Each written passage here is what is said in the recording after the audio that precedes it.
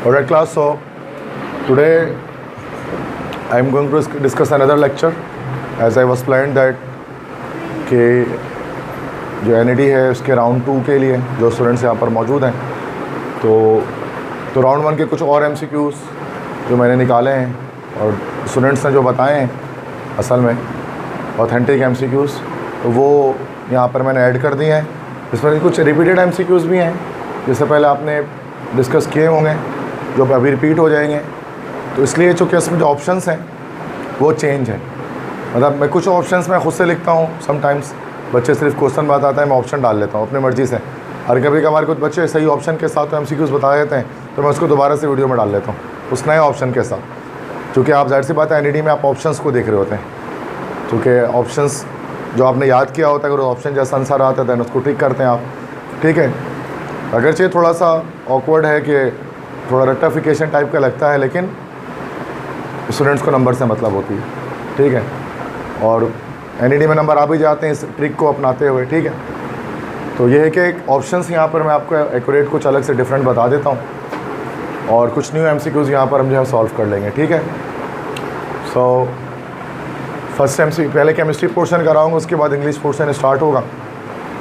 तो English portion के अंदर फिर वही है कि सिनोनिम्स ही मौजूद है मेरे पास आज कराने के लिए, और I think 2 he question sentence completion के जो मुझे पता लगे, बाकी उसके अलावा पता नहीं लगा तो उन चीज़ों को हम डिस्कस करेंगे।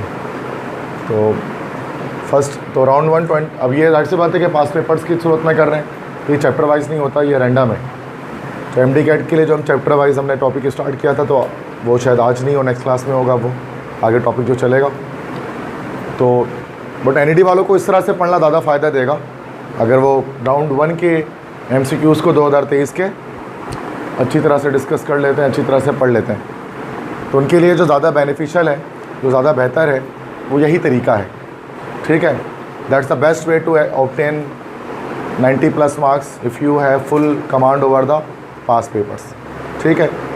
सो फर्स्ट MCQ से स्टार्ट करेंगे आज की क्लास को हम कि nitrogen and phosphorus is given to the plants by dash. किस तरह किससे मिलेगा हमें नाइट्रोजन और फॉस्फोरस दोनों, किस फर्टिलाइज़र, ये सारे फर्टिलाइज़र हैं। यस, इसका मैंने जो NPK फर्टिलाइज़र लिखवाया था आपको, तो असल में ऑप्शंस इसके ये थे। तो नाइट्रोजन मतलब N और फॉस्फोरस मतलब P, तो ये दोनों हमें फॉस्फोरस नाइट्रेट से मिलेगा, चूँकि फॉस्फोरस नाइट्रेट PnO3 हमारे पास हो जाएगा ना ये, और इस तरह से थ्राइस आ जाएगा। तो जो फॉस्फोरस नाइट्रेट होगा ये प्लांट्स को फॉस्फोरस भी दे सकता है और नाइट्रोजन भी दे सकता है। कैल्शियम फॉस्फेट तो आप जानते हैं ये होता है Ca और ये PO4 कैल्शियम फॉस्फेट। कैल्शियम की वैलेंसी +2 होती है, फॉस्फेट की -3 इसके नीचे आएगी और कैल्शियम की +2 इसके नीचे आएगी। This is called calcium phosphate. तो ये प्लांट्स को कैल्शियम और फॉस्फोरस दे सकता है, ठीक है। तो ये आपने सेकेंड ईयर में चैप्टर 11 में ये MCQs को पढ़ा होगा, ठीक है। और जो सुपर फॉस्फेट है, सुपर फॉस्फेट को हम लोग जो है वो ट्रिपल फॉस्फेट भी कहते हैं ना भाई, ट्रिपल फॉस्फेट। तो सिर्फ फ़र्क ही होता है कि इसमें 3 लगा होता है बस, 3 Ca, उसके बाद फिर सेम फार्मूला ऐसे ही हो जाता है 3 PO4 होल ट्वाइस। तो ये सुपर फॉस्फेट भी हमारे पास जो है वो जस्ट प्लांट्स को कैल्शियम और फॉस्फोरस दे सकता है। नाइट्रोजन और फॉस्फोरस दोनों हमारा फॉस्फोरस नाइट्रेट देता है। तो इसका मैंने आपको NPK फर्टिलाइज़र पिछले लेक्चर में बताया था, तो अभी इसको सही कर लें। सेकंड है an element has 7 electrons in valence shell in ground state, what is a perfect configuration its ground state. Yes, बिल्कुल 7 इलेक्ट्रॉन वैलेंस शेल में है, तो इसकी कन्फिग्रेशन हमारे पास 3s2 3p5 हो जाएगी, क्योंकि दोनों को ऐड करेंगे 2 + 5 तो हमारे पास 7 आ जाएगा। 7 ग्रुप का एलिमेंट हो जाएगा, ये एक हैलोजन हो जाएगा। अगर मैं आपसे बोलूँ ये एलिमेंट कौन सा होगा, इसकी वैलेंस शेल कन्फिग्रेशन ये होगी, तो बता सकते हैं कौन सा एलिमेंट होगा ये? Yes, nitrogen. बहुत शानदार बात की आपने, गलत बात कर रहे हैं। नाइट्रोजन के लास्ट शेल में 7 इलेक्ट्रॉन कब से आ गया? हाँ, क्या कह रहे हो अनस? क्लोरीन होगा ये, 7 ग्रुप का हैलोजन है। पिक्टोजेंस कौन इसको बना दे रहा है? This is halogens. 5 प्लस और थर्ड पीरियड में, तो थर्ड पीरियड में क्लोरीन होता है, फ्लोरीन सेकंड पीरियड का है। समझ में की बात? पूछा नहीं है बट पता होना चाहिए ना यार। अब एनईडी में यही आएगा तो उसका ये मतलब नहीं कि हम एक्स्ट्रा इन्फॉर्मेशन ना रखें जहन में, वो भी तो रखो यार। दाऊद का टेस्ट देना है, कहीं और का देना हो, काम आएगा। थर्ड, उसके बाद hydrogen is the best dash. Yes, hydrogen एक ऑक्सीडाइजिंग एजेंट भी है, रिड्यूसिंग एजेंट भी है।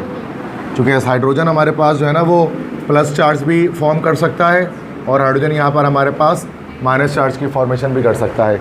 ये इलेक्ट्रॉन को लॉस भी कर सकता है, गेन भी कर सकता है। दैट्स वाई हम कह सकते हैं हाइड्रोजन एक ऑक्सीडाइजिंग एजेंट भी है और एक रिड्यूसिंग एजेंट भी है, दोनों तौर पर एक्शन करता है, एक्ट करता है।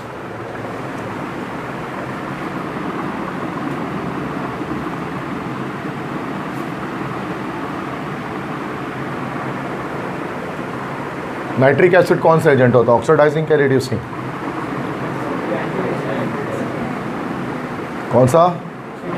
Oxidising agent. Sulphuric acid oxidising agent. Halogens oxidising agent. Chlorine halogen ही है।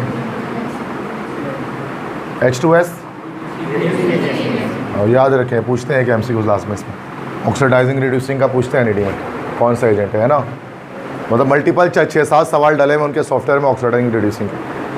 तो कभी नाइट्रिक एसिड पूछ रहे हैं, कभी कुछ पूछ रहे हैं, कभी H2S पूछ रहे हैं ना। तो ये हमें पता होना चाहिए कि कौन सा हमारे पास करेक्ट इसके अंदर ऑप्शन है। ठीक है, कोई मसला यहाँ तक समझ में आ गए? तीनों MCQs 1 2 3।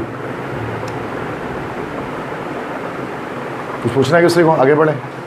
आसान MCQs हैं। कल जो हम MCQs कर रहे थे MD-CAT के लिहाज से, दे आर क्वाइट ईजी, काफ़ी आसान है।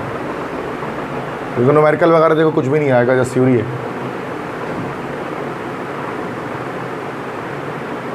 इसके बाद आ जाता है नेक्स्ट है question 4। At low pressure and high temperature which gas behaves as an ideal gas? Yes, जिसका मॉलिक्यूलर मास सबसे कम होगा तो वो हमारे पास करेक्ट आंसर आएगा, जो सबसे ज़्यादा आइडियली बिहेव करती है गैस। तो हीलियम का मॉलिक्यूलर मास हम देख सकते हैं इन सब में सबसे कम है। अगर इन चारों को आप देखें तो इसके अंदर कार्बन डाइऑक्साइड गैस का 44 है, अमोनिया का 17 है, ऑक्सीजन का 32 है और हीलियम का 4 AMU है। तो चूँकि हीलियम के जो कह सकते हैं कि जो एटॉमिक मास है तो वो सबसे कम है, दैट्स वाई जो है इसका ये सबसे ज़्यादा गैस आइडियली बिहेव करेगी। मोस्ट आइडियल बिहेवियर इस गैस का होगा। ठीक है, नंबर 5 है which is a noble gas with weakest van der Waals forces? Yes, helium. यानी देखो हमें पता है कि वीकेस्ट वैन डर वाल फोर्स, देखो वीकेस्ट वैन डर वाल फोर्स वैसे तो हम कह सकते हैं कि भाई वीकेस्ट वैन डर वाल फोर्स हमारे पास होती है डिस्पर्जन फोर्स, ऐसा ही है, पता सबको ये बात। तो सबसे वीकेस्ट इंटरमोलिकुलर फोर्स या हमारे पास होते हैं डिस्पर्जन फोर्सेस। सही है, ये फर्स्ट ईयर का चैप्टर 4 है। और लंदन फोर्सेस के बारे में या डिस्पर्जन फोर्सेस या लंदन फोर्सेस के बारे में हम जानते हैं कि नॉन पोलर स्पीशीज़ के बीच में मौजूद होती हैं। अब मसला ये है कि ये जो जितने भी ऑप्शंस लिखे हैं सारे हैलोजेंस, ये सारे के सारे लंदन फोर्सेस इसके अंदर हैं। सबके अंदर ही हम कह सकते हैं कि वीक अट्रैक्टिव फोर्सेस सबके अंदर हमारे पास मौजूद हैं। ठीक है, तो जो कि सबके अंदर वीक अट्रैक्टिव फोर्सेस हमारे पास मौजूद हैं, तो सबके सब लंदन फोर्सेस हैं। तो वीकेस्ट जब इसके अंदर बात की जाएगी ना कि लंदन फोर्सेस में भी अगर आप वो कर लो, लाइक कैटेगरी बना लो, फैक्टर्स बना लो, तो हमें पता है कि लंदन फोर्सेस या जो डिस्पर्जन फोर्सेस हैं, जो वीकेस्ट फोर्सेस हैं, dispersion forces is directly proportional to atomic radius, है ना भाई। जितना ज़्यादा एटॉमिक रेडियस होगा उतने ज़्यादा डिस्पर्जन फोर्सेस जो है ना स्ट्रॉन्ग होंगे। बड़े एटम्स के अंदर लंदन फोर्सेस या डिस्पर्जन फोर्सेस ज़्यादा स्ट्रॉन्ग होती हैं। अब इन चारों में देखा जाए तो फ्लोरीन, क्लोरीन, ब्रोमीन, बल्कि नहीं फ्लोरीन क्लोरीन नहीं है, हीलियम, नियॉन, आर्गॉन, तो उनमें हमारे पास ज़्यादा सबसे, देखो इसके हीलियम के पास कितने शेल होंगे? 2 शेल होंगे ना भाई। हमें पता है ना कि लाइक इसी तरह से स्टार्ट होता है कि हीलियम होता है, देन नियॉन होता है, देन आर्गॉन होता है, देन क्रिप्टॉन होता है, देन xenon होता है, देन रेडॉन होता है. These are 8A group, these are noble gases. ठीक है बेटा. तो कहा जाए तो ये सारे के सारे नोबल गैसेस हैं. अब सबसे बड़ा इसके अंदर कौन सा है? अगर देखा जाए तो हीलियम के पास 2 शेल्स हैं, सॉरी 1 शेल है.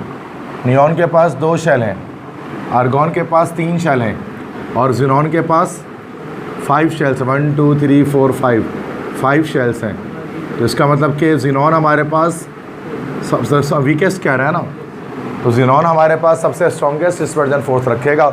और जब से वीकेस्ट डिस्पर्जन फोर्सेस हमारे पास आएंगी वो किसकी आएंगी भाई? हीलियम की आएंगे, because it is the smallest atom.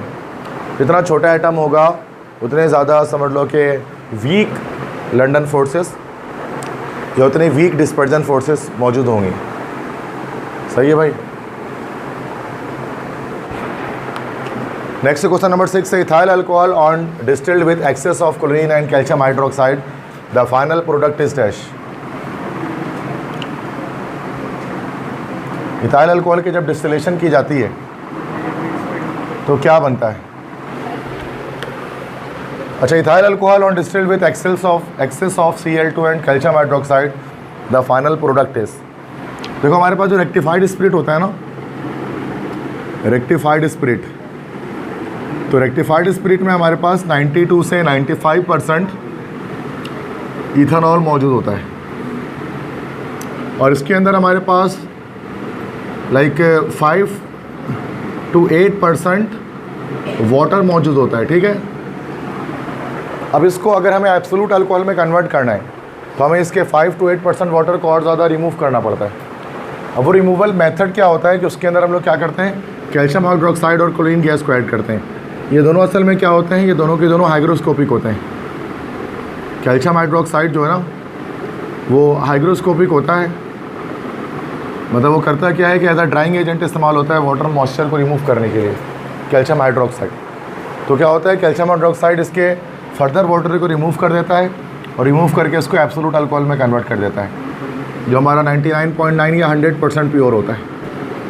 तो उसका करेक्ट ऑप्शन हमारे पास डी है, एब्सोल्यूट अल्कोहल. तो एब्सोल्यूट अल्कोहल बनाने के लिए इन चीज़ों को ऐड किया जाता है रेक्टिफाइड स्पिरिट के अंदर. ठीक है. तो रेक्टिफाइड स्पिरिट या 92 से 95% प्योर होता है, जो फर्दर डिस्टिलेशन से बनता है. एक बार डिस्टिल करने के बाद मल्टीपल टाइम जब डिस्टिलेट करते हैं तो यहाँ तक कि कंसनट्रेशन 92 से 95% तक मैक्सिमम जाती है. इसके बाद फर्दर डिस्टिलेशन करने से जो है या फर्दर फर्मेंटेशन करने से इम्प्योरिटी में इजाफा नहीं हो रहा होता इथेनॉल की, तो हमें फिर ये ऐड करना पड़ता है. इससे क्या होता है कि एब्सोल्यूट अल्कोहल में कन्वर्ट होता है. ठीक है. डीनेचर्ड अल्कोहल और मिथाइलेटेड स्पिरिट तो एक ही चीज़ है, ये टॉक्सिक होती है, इसमें मिथानॉल ऐड होता है, मिथाइल अल्कोहल. सही है. तो ये क्वेश्चन 6 हो गया. ये हमारा सेकेंडरी चैप्टर नंबर 9 से लिया गया था MCQs ही. ओके. नेक्स्ट है chloropropane has 2 dash isomers. Secondary chapter 6 बताएं क्लोरोप्रोपेन के कौन से 2 आइसोमर होंगे? पोजीशन आइसोमर्स होंगे इसके. बिल्कुल. एक हमारे पास होगा 1 क्लोरोप्रोपेन में 3 कार्बन लगेगा और फर्स्ट पे Cl लगेगा, और एक में 3 कार्बन लगाएंगे और सेकंड पे Cl लगाएंगे. तो आप देख सकते हैं कि फंक्शनल ग्रुप की पोजीशन हम चेंज कर रहे हैं, और जब फंक्शनल ग्रुप की पोजीशन चेंज करते हुए जब आइसोमर्स हमारे पास बन रहे होते हैं तो वो हमारे पास पोजीशन आइसोमर्स कहलाते हैं. They both have the same molecular formula but they have different molecular structures. So they and why these structures are being formed because of the attachment of functional group in different carbon atoms. That's why it is position isomers और it is position isomerism. ठीक है. तो उसके बाकी chain isomerism इसके अंदर नहीं बन सकते. 3 कार्बन पर पॉसिबल नहीं हो सकती, कम से कम 4 कार्बन चाहिए चेन आइसोमर बनाने के लिए. ठीक है. तो स्टीरियो तो हो ही नहीं सकता, स्टीरियो जो है वो तुम्हारे कोर्स में ही नहीं है. Functional group isomerism alkyl halide exhibit नहीं करता, ये अल्कोहल्स वगैरह एग्जिबिट करते हैं. अल्कोहल्स, एल्डिहाइड्स, कीटोन, ये सब में होता है. तो इसका ऑप्शन हमारे पास परफेक्ट बी ऑप्शन हो गया. ठीक है. तो समझ में आ गए चारों क्वेश्चन? क्लियर है? एटलीस्ट एनईटी में ये सारे सवाल है ना, इसको गलत नहीं करना है. और यही सब आ रहे होंगे, चूँकि अब जितने बच्चे मुझे देने हैं ना वो रिपीटेड दे रहे हैं. सबका अब MCQs रिपीट ही हो रहा है. मतलब 25 नंबर लाना कोई बड़ी बात अब नहीं है, चूँकि सभी MCQs रिपीटेड है, कोई नया MCQs और है ही नहीं. आज जो करा देंगे वो बस वही एंड है. वैसे तो बच्चों ने मुझे बहुत सारे 4-5 MCQs भेजे हैं, लेकिन वो सब मैंने कराया भाई. सबको आपको आता है. कुछ जो मुझे लगता है कि यार न्यू है, कुछ ऐसा है, तो वो मैं करा दे रहा हूँ. ठीक है. केमिस्ट्री के अंदर इंग्लिश का मसला तो वहाँ परसिस्ट करेगा. वो मसला पहले भी सॉल्व नहीं था और शायद आज भी सॉल्व पूरी तरह से ना हो सके कि हम इंग्लिश में पूरे 25 में से 25 कैसे लेंगे, तो आज भी वो मसला मैं सॉल्व नहीं कर पाऊँगा। ठीक है,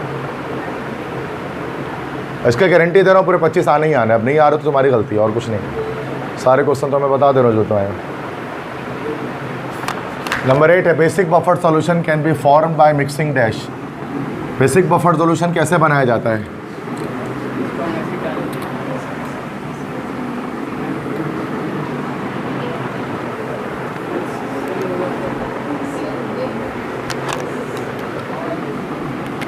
बफर सॉल्यूशन किसे कहा जाता है? What is buffer solution? Maintains pH, pH को मेंटेन करता है, इसको हम लोग कहते हैं buffer solution. First year chapter number 7 ऐसा ही है, सॉल्यूशन एंड इलेक्ट्रोलाइट। तो बफर सॉल्यूशन का काम होता है पीएच को मेंटेन करना। बफर सॉल्यूशन बेटा हमारे पास दो तरह के होते हैं, एक हमारे पास कहलाता है एसिडिक बफर सॉल्यूशन और एक हमारे पास कहलाता है बेसिक बफर सॉल्यूशन। दोनों की कंपोजिशन डिफरेंट होती है, दोनों को बनाने का तरीका अलग होता है। एसिडिक बफर सॉल्यूशन बनाने के लिए आपको वीक एसिड चाहिए होता है और प्लस इसका एक बेसिक सॉल्ट, एक strong basic acid basic salt हमें चाहिए होता है। और बेसिक बफर सॉल्यूशन बनाने के लिए हमें क्या चाहिए होता है? वीक बेस और उसका एक एसिडिक सॉल्ट चाहिए होता है। तो ये मिक्सचर बेटा जो है हमें फॉर्म करके देता है बफर सॉल्यूशन। ठीक है जी। सो हमें बेसिक बफर सॉल्यूशन बोला, मतलब वीक बेस के साथ एसिडिक सॉल्ट। तो वीक बेस इनमें से कौन सा वीक बेस है? देखो या तो सी ऑप्शन हो सकता है या तो डी हो सकता है। Ammonium hydroxide the weak base, weak base के साथ उसका acidic salt, acidic salt. HCl तो नॉर्मल सॉल्ट है ना, सॉरी HCl तो सॉल्ट ही नहीं है, तो दूसरा एसिड है, NH4Cl होगा ना भाई। ये एक एसिडिक सॉल्ट है। क्यों एसिडिक सॉल्ट है? क्योंकि NH4OH का जब हम स्ट्रॉन्ग एसिड से रिएक्शन करते हैं तब जाकर ये बनता है। तो अमोनियम हाइड्रोक्साइड और अमोनियम क्लोराइड का जो मिक्सचर है ये असल में एक बेसिक बफर सॉल्यूशन बनाता है। और ये जो आपके पास ए ऑप्शन में बन रहा है ये एग्जाम्पल किसकी है? एसिडिक बफर सॉल्यूशन की, चूँकि वीक एसिड है और उसका एक स्ट्रॉन्ग बेसिक सॉल्ट लगा हुआ है। समझ गए? तो इसका बी ऑप्शन करेक्ट हो गया। क्वेश्चन 9 है liquid boil will boil when dash. एक लिक्विड बॉयल कब होता है? जब क्या होता है? Yes yes. तो इन सब ऑप्शन नहीं डाला मैंने, इसमें कुछ ने बताया ही नहीं था। तो इसका होना चाहिए when vapour pressure becomes equal to atmospheric pressure.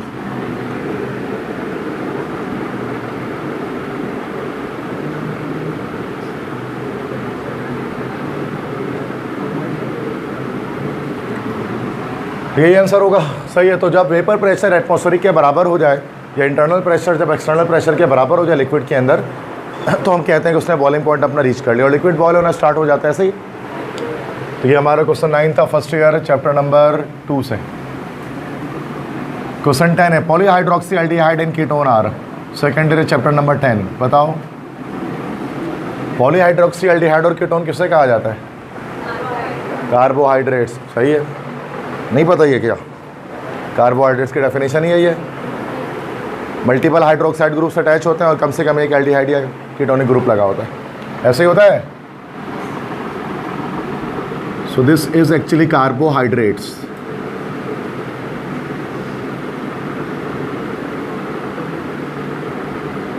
ठीक। अच्छा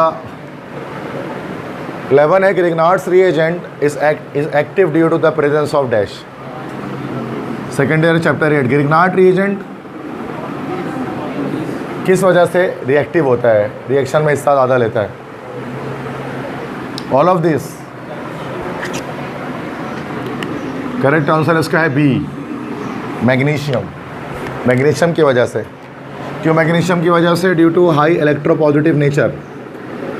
चूँकि मैग्नीशियम इलेक्ट्रोपॉजिटिव होता है,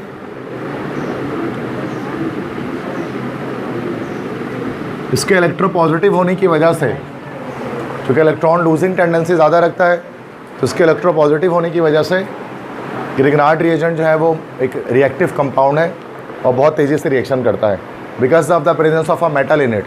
मेटल्स हमेशा नॉन मेटल से ज़्यादा रिएक्टिव होते हैं। और 1A 2A ग्रुप के तो मेटल्स हम जानते हैं, वो बाकी तमाम मेटल्स से रिएक्टिव होते हैं। अल्कली मेटल्स और alkaline earth metals, they are considered as the most reactive metals in the whole periodic table. सही है, even more reactive than transition elements और the poor metals of block p. पता है ना ये सब चीज़ें तो आपको, ठीक, बेसिक बात। तो ये हमारे पास बी ऑप्शन हो जाएगा। तो ये समझ में आ गए तीनों चारों क्वेश्चन। तो मसला किसी को क्लियर है? Question 12, which of the two compounds are mix to form ester? इनमें से कौन से दो कंपाउंड को मिलाकर हम एस्टर बना सकते हैं? यस, क्या मिलाएंगे?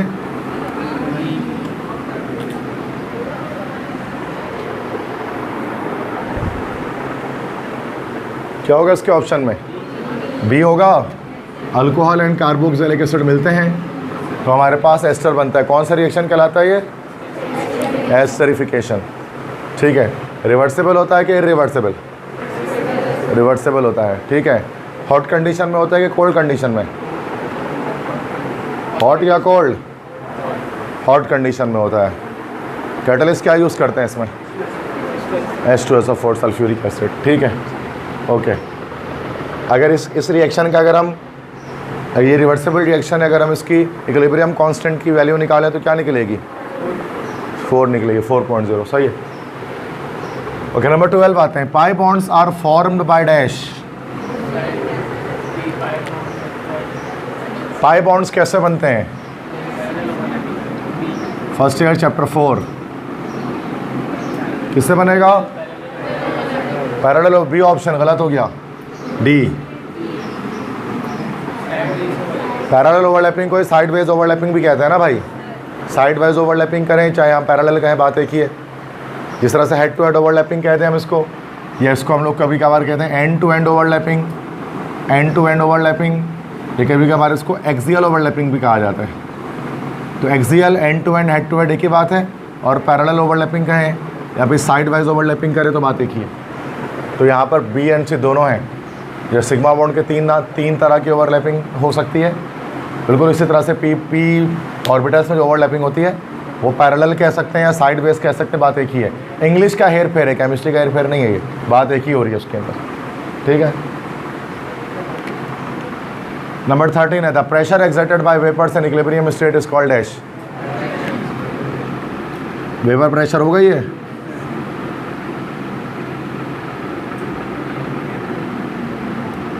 फर्स्ट ईयर चैप्टर नंबर 2 था ये।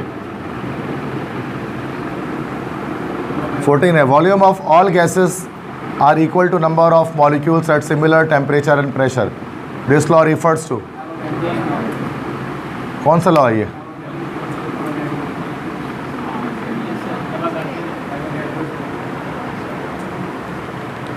अच्छा, एक लॉ हमारे पास होता है,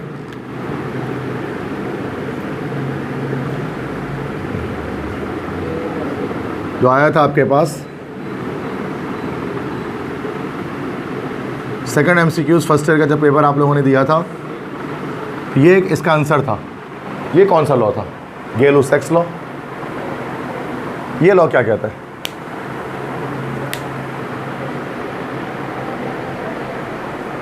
क्या स्टेटमेंट पता है किसी को गेल-लुसैक्स लॉ की?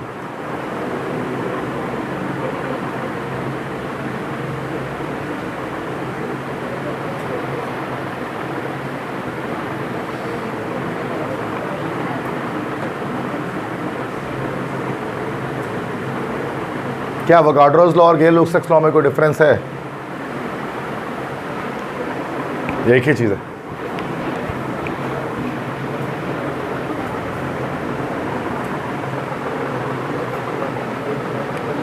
देखो, ये गेल-लुसैक्स लॉ नहीं है। गेल-लुसैक्स लॉ ये कहता है, मोलर वॉल्यूम वाला कॉन्सेप्ट देता है कि किसी भी गैस का 1 मोल जो है 22.41 dm³ ऑक्यूपाई करता है।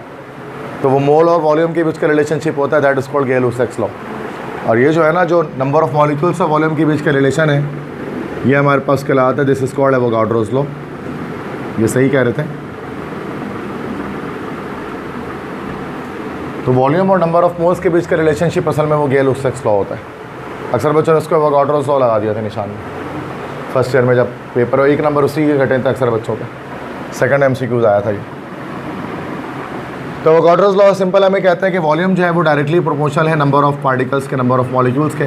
जितना ज़्यादा नंबर ऑफ मॉलिक्यूल्स होंगे उतने ज़्यादा हमारे पास कह सकते हैं कि वॉल्यूम होगा गैस का। सिंपल। नंबर 15 है ligands are dash. Secondary chapter 5 क्या होता है लिगेंड्स? लेविस एसिड के लेविस बेस, लेविस बेस होते हैं। यस, लेविस बेस होते हैं, मतलब इलेक्ट्रॉन पेयर डोनर्स होते हैं। दैट्स हम लिगेंड्स को कहते हैं कि लिगेंड्स एसिड जो है लेविस बेसिस के तौर पे बिहेव करते हैं, because they can donate electron pairs to central metal atom. ऐसे ही करते हैं ना भाई, ये जितने भी लिगेंड्स होते हैं वो सेंट्रल मेटल एटम को इलेक्ट्रॉन पेयर्स डोनेट करते हैं, देते हैं। इलेक्ट्रॉन पेयर डोनर्स होते हैं। तो मसला सही है। लास्ट है dash metal is use for galvanising iron. Galvanisation पता है ना? यस, जिंक को यूज़ किया जाता है गैल्वेनाइजेशन के लिए। ये हमारा सेकेंड ईयर है, चैप्टर नंबर 5। शॉर्ट नोट है कोरोजन एंड इट्स प्रिवेंशन। उसके अंदर आपने पढ़ा होगा मेथड्स ऑफ प्रिवेंटिंग कोरोजन, है ना। जंग लगने से बचने के लिए हम क्या क्या काम करते, तो उसमें से एक था coating, metallic coating on an element, कि मेटल के ऊपर एक दूसरे मेटल की कोटिंग कर दी है। तो वो उसमें एक गैल्वेनाइजेशन का प्रोसेस भी था मेंशन, जिसमें हम क्या करते हैं लोहे वगैरह के ऊपर जिंक की कोटिंग कर देते हैं। जिससे क्या होता है कि जो लोहा या फिर दूसरा कोई मेटल रस्टिंग से या कोरोजन से ख़राब होने से बच जाता है। ठीक है, ऐसे ही होता है ना। तो गैल्वेनाइजेशन कहते हैं। एक साइंटिस्ट था गैल्वानी, उसने बताया था, उसके नाम पर है गैल्वेनाइजेशन। गैल्वानिक सेल भी उस बंदे ने बनाया था, वोल्टाइक सेल जिसको आप कहते हैं। सही है। तो गैल्वेनाइज्ड आयरन, गैल्वेनाइजेशन, ये सब साइंटिस्ट के नाम पर। तो मसला सारी क्लियर है? क्या चीज़? आर्सेनियस एसिड। चलो उसको मैं बता देता हूँ, इसको मिटा दो फिर बताता हूँ।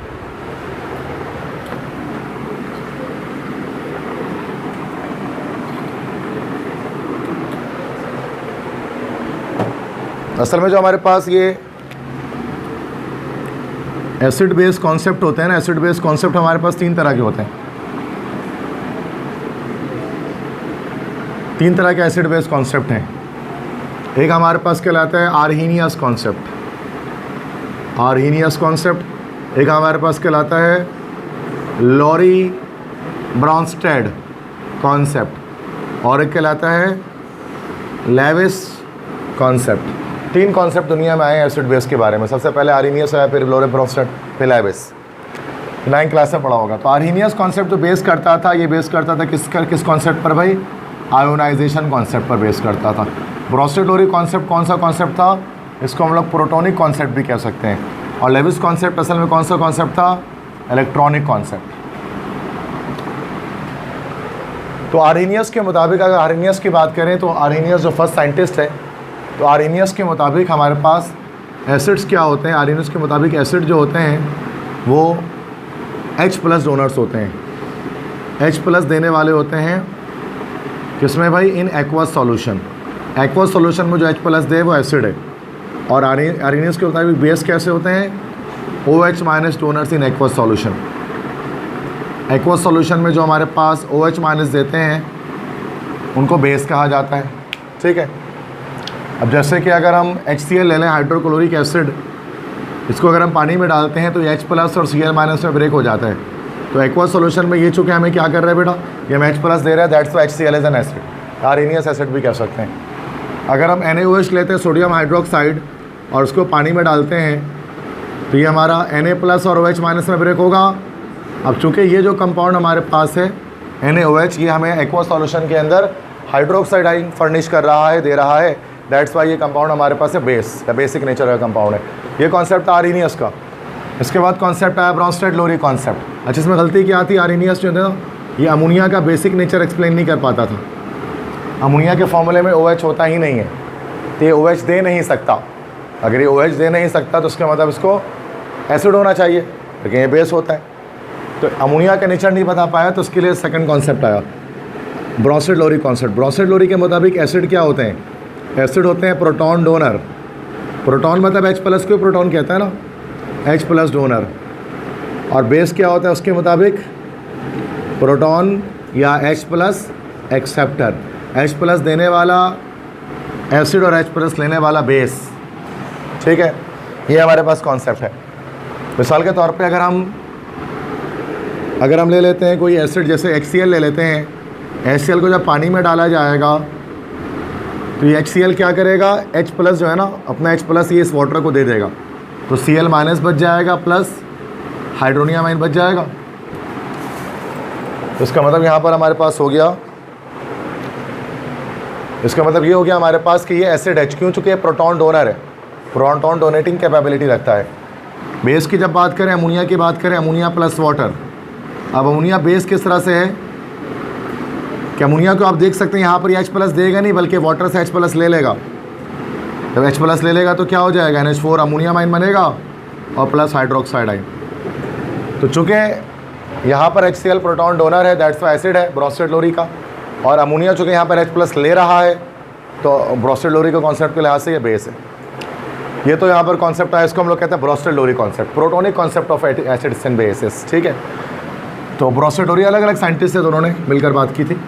अच्छा, इन्होंने मसला क्या था कि इन्होंने AlCl3 का मसला इनका आया था कि कभी कभार हमारे पास ऐसे एसिड्स भी होते हैं जिनके पास H प्लस होता ही नहीं है, तो वो H प्लस, लेकिन तो वो H प्लस डोनर नहीं हो सकते, इसका मतलब है, बट वो फिर एसिड उनकी कैरेक्टरिस्टिक एसिड जैसी होती हैं। तो जैसे AlCl3 का एसिडिक नेचर एल्यूमिनियम क्लोराइड का वो लोरी ब्रोस्टेड नहीं बता पाया। तो फिर उसके बाद थर्ड कॉन्सेप्ट आया, लेविस ने पेश किया था, गिलबर्ट न्यूटन लेविस ने, इसका नाम था इलेक्ट्रॉनिक कॉन्सेप्ट, जिसको हम कहते हैं। अब ये क्या कहता है, लेविस कहता है कि जो एसिड होंगे वो एसिड क्या करेंगे, इलेक्ट्रॉन पेयर एक्सेप्टर होंगे, इलेक्ट्रॉन पेयर लेने वाले होंगे, और बेस क्या करेगा, बेस इलेक्ट्रॉन पेयर डोनर होगा, इलेक्ट्रॉन पेयर देने वाला होगा। ये इलेक्ट्रॉनिक कॉन्सेप्ट होता है इस लेविस कॉन्सेप्ट। इससे क्या होगा, इसमें कोई खामी नहीं है, इसमें गलती नहीं है, ये सारे नेचर को आपको प्रूफ करेगा। जैसे कि अगर हम बात करते हैं AlCl3, अगर मैं AlCl3 बनाऊँ, अमोनिया बनाऊँ, तो देखो ये रहा अमोनिया हमारे पास NH3 एक लोन पेयर के साथ, और ये रहा AlCl3। एल्यूमिनियम के लास्ट शेल में 3 इलेक्ट्रॉन होते हैं, एक Cl ये रहा, एक Cl ये रहा, एक Cl ये रहा, ठीक है। Cl का ऑक्टेट कंप्लीट हो गया, लेकिन एल्यूमिनियम का ऑक्टेट कंप्लीट नहीं है। एल्यूमिनियम के 6 इलेक्ट्रॉन लास्ट शेल में कंप्लीट हो रहे हैं, नहीं हो रहे क्या, 2 2 4 2 6, एल्यूमिनियम के लास्ट शेल में 2 इलेक्ट्रॉन आ रहे हैं। उसका क्या मतलब हो गया कि ये 6 इलेक्ट्रॉन है, स्टेबिलिटी गेन करने के लिए क्या करेगा, नाइट्रोजन अपना ये 2 इलेक्ट्रॉन इसके साथ वन साइडेड शेयरिंग कर लेगा ताकि वो स्टेबल हो जाए।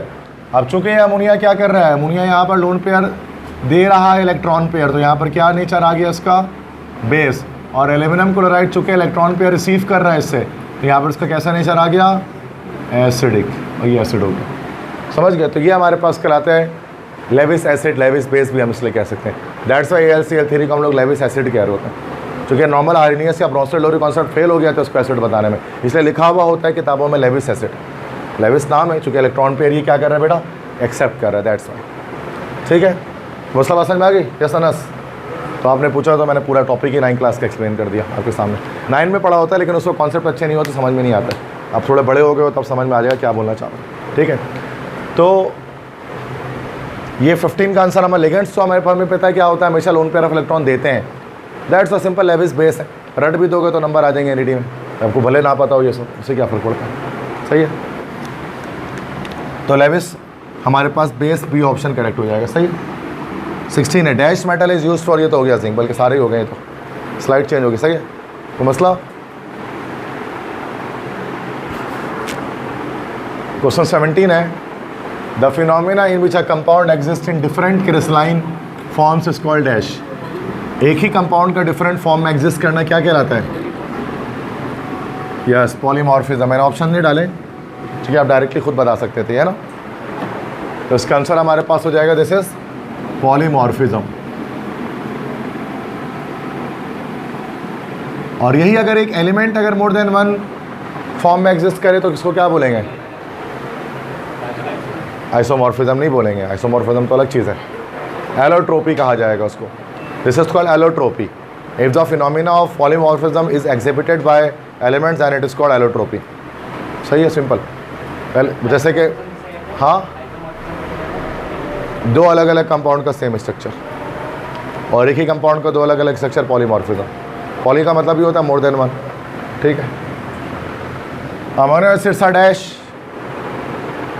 सेकेंड ईयर चैप्टर 10 मेडिकल वाले बताओ, अमीनो एसिड्स क्या होते हैं इनमें से? हाँ क्या होते हैं? Acidic, basic, neutral, amphoteric. Amphoteric होते हैं। एम्फोटेरिक सब्सटेंस वो होता है जो एसिडिक और बेसिक दोनों नेचर रखे। एम्फोटेरिक अमीनो एसिड जब हम बनाते हैं like that carbon NH2 COOH radical hydrogen, this is the basic structure of an amino acid in biochemistry. सही है। सो यहाँ पर अब क्या होता है कि आपको पता है ये वाला पार्ट इसका एसिडिक पार्ट होता है और ये वाला पार्ट इसका बेसिक पार्ट होता है। तो यहाँ से ये वाला एसिडिक पार्ट है, ये H+ डोनर पार्ट है ना, अकॉर्डिंग टू ब्रॉन्स्टेड लोरी, और ये वाला पार्ट जो है वो H+ एक्सेप्टर पार्ट है। तो एक ही मॉलिक्यूल के अंदर क्या होगा कि ये जो H+ है ये यहाँ चले जाएगा, इसके पास आ जाएगा, तो क्या हो जाएगा COO- हो जाएगा और NH3+ हो जाएगा। एक डाईपोलर आयन हमारे पास बनेगा। इस आयन का क्या नाम होता है पता है? पता है किसी को कौन सा आयन है ये? Okay, this ion is commonly known as zwitterion. तो ज़्यूटाराइन हमारे पास बनेगा। तो ज़्यूटाराइन बनता ही due to the amphoteric nature of amino acid है। इसमें एक पार्ट जो कार्बोक्सिलिक पार्ट होता है वो H+ लॉस कर रहा होता है, और जो अमाइन वाला पार्ट होता है NH2 वाला वो क्या कर रहा होता है? गेन कर रहा होता है। दैट्स वो ज़्यूटाराइन की फॉर्मेशन होती है। ये हमारा एम्फोटेरिक हो गया। 19 question, which one will loss valence electron more easily? इसमें कौन सबसे आराम से इलेक्ट्रॉन को लॉस कर सकता है? रिडली का मतलब होता है तेजी। हाँ, कौन सा? इजीली, इजीली, यस, आराम से। कौन करेगा? ए भी तो हटा दो, C या D? D होगा। जितना बड़ा एटम उतना आराम से इलेक्ट्रॉन लॉस होगा। पोटेशियम। क्लियर है मसला? तीनों को समझ में आ गए? मुश्किल तो नहीं है बेटा, मैं बता दूंगा तो मुश्किल तो वैसे भी नहीं होगी। टेस्ट के वक्त बैठ के तो सही लगाया करो। उस वक्त पता नहीं तुम लोगों को कौन सा जिन चढ़ जाता है, उल्टा पुल्टा आंसर लगा के आता है, बोलते सर मेरा 19 आया, 18 आया, 17 आया। अगर 25 में 25 तो गारंटी आना चाहिए यार केमिस्ट्री के अंदर। इतना हलवा तरीन पेपर होता है यार, कौन सा मुश्किल सवाल है इसमें? और जिसने मुझसे इंटरमीडिएट पढ़ा फर्स्ट सेकेंडर वो नहीं लाता तो और अफसोस की बात है। पूरे 25 में से एक नंबर भी तुम कटवा रहे हो तो कौन सा बताओ सर? ये आपको भी नहीं आ रहा, इतना मुश्किल है सर, ये तो कुछ भी मुश्किल। कोई ऐसा सवाल बताओ, एक घंटा बात कर सकते, इतने आसान MCQ नहीं है सारे। इस जैसे 1000 इससे मुश्किल बना सकता हूँ मैं खड़े खड़े, इतना आसान MCQ से। इससे आसान MCQ से मेरे ख्वाब में भी नहीं है, इतना आसान MCQ से। मतलब इतना आसान कोई पूछता है उन बच्चों से जो यूनिवर्सिटी में एडमिशन लेने वाले, फिर भी बच्चा नहीं ला रहे, 19, 18, 17, 16 ला रहे कराची में।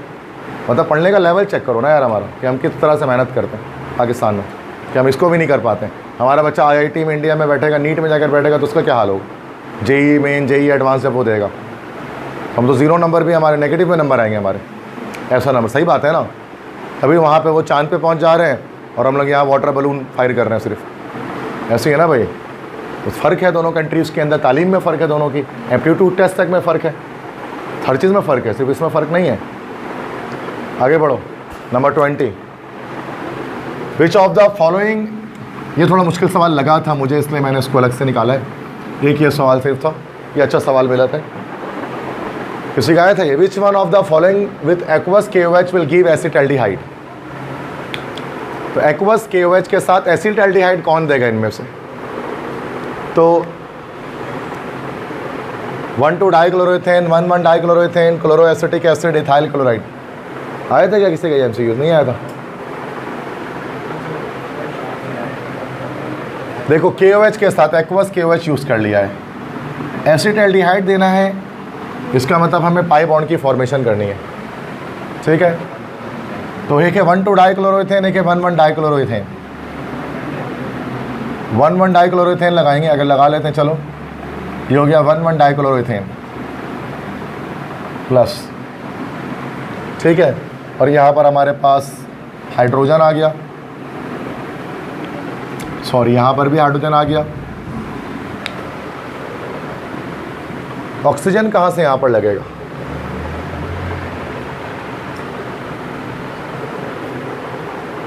क्योंकि एसिटाल्डिहाइड बनाना है। एसिटाल्डिहाइड बनाने के लिए हमें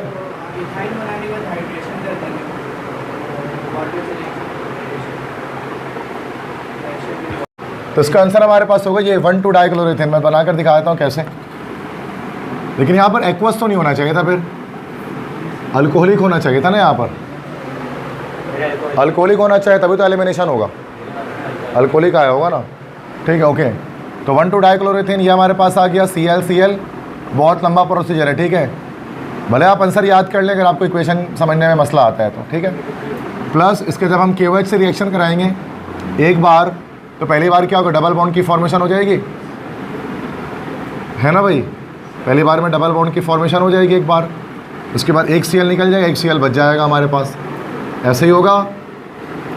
फिर दोबारा हम इसका KOH से रिएक्शन जब हम कराएंगे अल्कोहलिक, तो उसके बाद दोबारा क्या होगा, एक और हमारे पास निकल जाएगा, इथाइन की फॉर्मेशन हो जाएगी।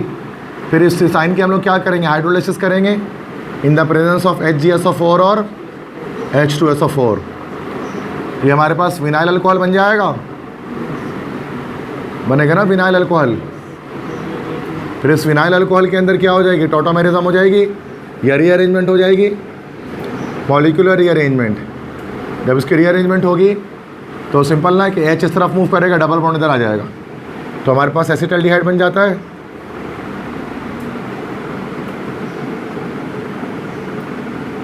तो ये थोड़ा लंबा प्रोसीजर है, तभी मैं परेशान हो गया। तो ये इस तरह से कंप्लीट प्रोसीजर फॉलो करेंगे तब जाकर एसिटाल्डिहाइड बनेगा। अब किसी को हार्ट अटैक आता है ये सब देखकर, किसी को हार्ट अटैक आता है तो रट्टा मार लो 1,2 डाइक्लोरोथेन। होता है, अक्सर बच्चों को आता है। तो मैकेनिज्म्स देखकर, तो अल्हम्दुलिल्लाह मेरे स्टूडेंट्स को नहीं आता हार्ट अटैक, उनको पता है मैं क्या कर रहा हूँ यहाँ पर, ठीक है। और पढ़ा हुआ है, लेकिन हम डिटेल में नहीं जाना चाहते मैकेनिज्म के अंदर, ठीक है ना। इथाइन वाले टॉपिक पढ़ाता हूँ, मतलब ये वाला टॉपिक चैप्टर 8 से आ रहा है, बीटा एलिमिनेशन से, इथाइन के प्रिपरेशन से, और ये वाला टॉपिक आगे उसकी केमिकल प्रॉपर्टीज। यस, ब्रोमीन से भी हो सकता था 1,2 डाइब्रोमो, 1,2 डाइक्लोरो, सही है। मतलब मैं आपको तरीका बता दे रहा हूँ कि कैसे ऐसा हो रहा है, ठीक है, कैसे आ रहे हैं आंसर। वरना ये लंबा प्रोसीजर है, आपको डायरेक्ट याद ही कर लेना चाहिए इसको, जिसको मसला आता है 1,2 डाइक्लोरोथेन से बनेगा। क्योंकि एनईटी में ये सवाल आया था ना, तो ये थोड़ा, यही सवाल थोड़ा सा मुझे लगा कि यार टिपिकल है, समझाना चाहिए, ठीक है। इसलिए मैंने अलग स्लाइड में इसको सिर्फ एक ही सवाल डाला है। अब दोबारा आसान शुरू हो जाएंगे 21 से। Activation energy is dash. Activation energy क्या होती है इसमें से,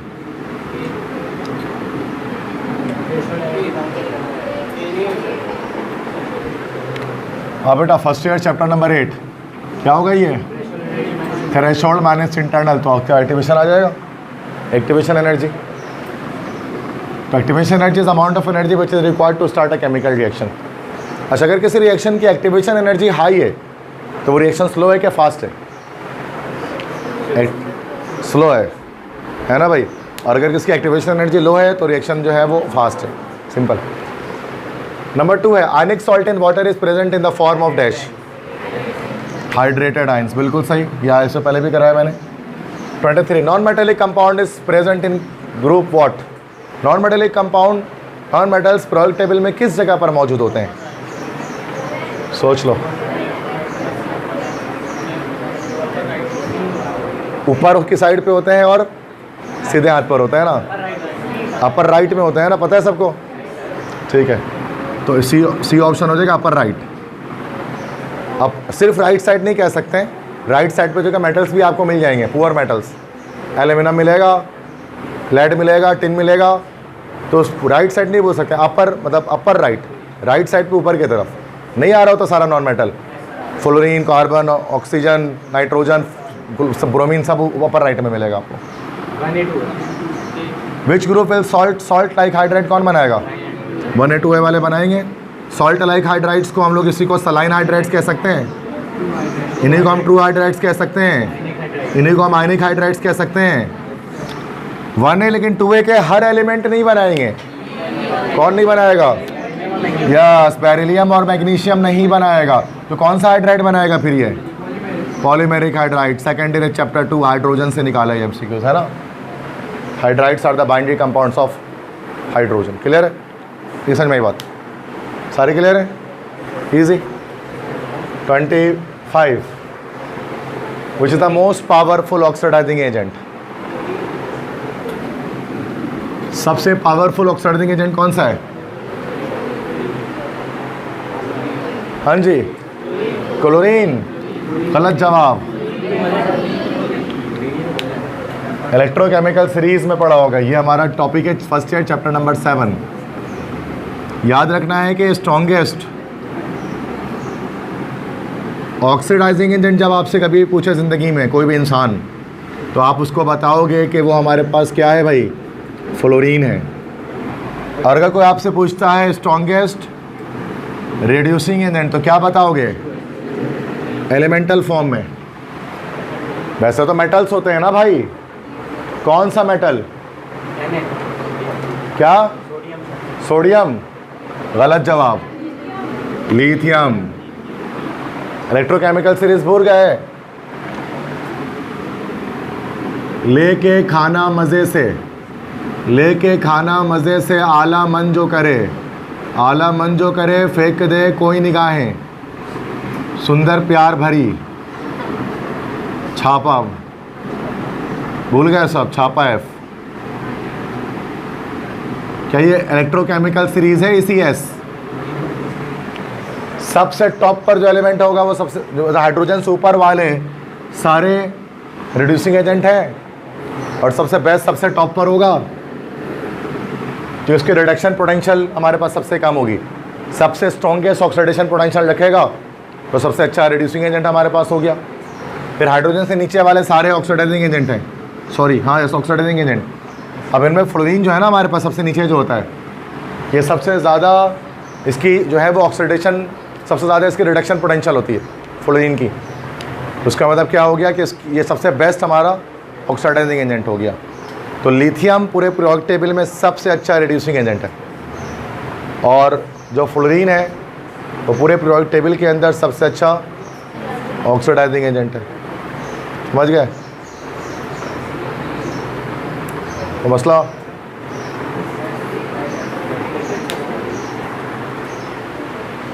छोटे से which solution resist the change in pH? अभी तो बताया buffer solution.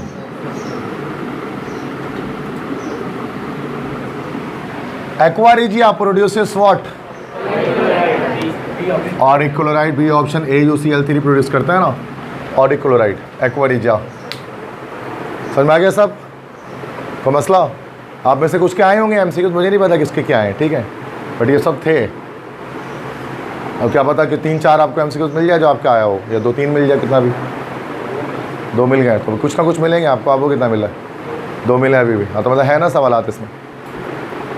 28 what is the end product of tolerance reagent? क्या होता है? सिल्वर PPT भी आया होगा आंसर में कि सिल्वर प्रेसिपिटेट या सिल्वर मिरर, कुछ भी हो सकता है। हाँ येलो PPT भी होगा कुछ, इस तरह से ऑप्शंस होंगे, या रेड सॉलिड, वाइट सॉलिड, ऐसा भी ऑप्शन में होगा। तो ये ऑप्शन मैंने अपनी मर्जी से डालें। करेक्ट ऑप्शन आपको क्या मिलेगा यहाँ पर? Silver mirror. टॉलरेंस रिएजेंट का एंड प्रोडक्ट यही होता है ना भाई। जब और पॉजिटिव, और ये किसके बीच डिस्टिंग्विश टेस्ट करने के लिए इस्तेमाल करते हैं टॉलरेंस रिएजेंट को? एल्डिहाइड इन कीटोन। फॉर्मल्डिहाइड और एसीटोन में से पॉजिटिव टेस्ट कौन देगा इसका? फॉर्मल्डिहाइड देगा। बिल्कुल सही कहा आपने। ओके उसके बाद 29 bauxite is purified by dash process.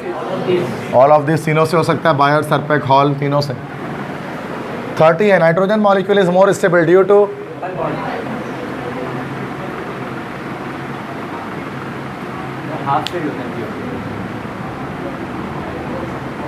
क्यों नाइट्रोजन ज़्यादा स्टेबल है N2 molecule? Why it is much more stable? Half filled p orbital होने की वजह से ज़्यादा स्टेबल है। हाफ फील्ड क्यों? क्योंकि जब हम इसके इलेक्ट्रॉनिक कन्फिग्रेशन करते हैं नाइट्रोजन की, तो क्या आ जाता है? 1s2 2s2 और 2p3 आएगा, 2px 2py 2pz। ये डीजेनरेट ऑर्बिटल्स बना दिए मैंने, और px पर 1, py पर 1 और pz पर 1। तो चूंकि इलेक्ट्रॉनिक कन्फिग्रेशन जब हाफ फील्ड होती है या जब फुल फील्ड होती है, इन दोनों केसेस के अंदर स्टेबिलिटी गेन होती है। तो स्टेबल है इस वजह से ये नाइट्रोजन मोर स्टेबल है due to half filled p orbital या half filled electronic configuration. 31 hybridisation utilise by carbon in CF4 is, कौन सी हाइब्रिडाइजेशन होगी CF4 में? sp3 होगी जो कि 4 सिग्मा बॉन्ड बना रहे हैं। नहीं समझ में आई बात भाई? कार्बन जब भी 4 सिग्मा बॉन्ड बनाएगा तो sp3 नहीं करेगा क्या? 1 सिग्मा, 2 सिग्मा, 3 सिग्मा, 4 सिग्मा। सही है तो मसला। 32 ये एक नया सवाल आया था out of the syllabus. Cancer is treated by using carbon 14।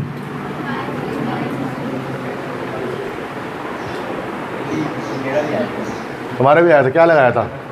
मुबारक, एक नंबर गलत हो गया तुम्हारा।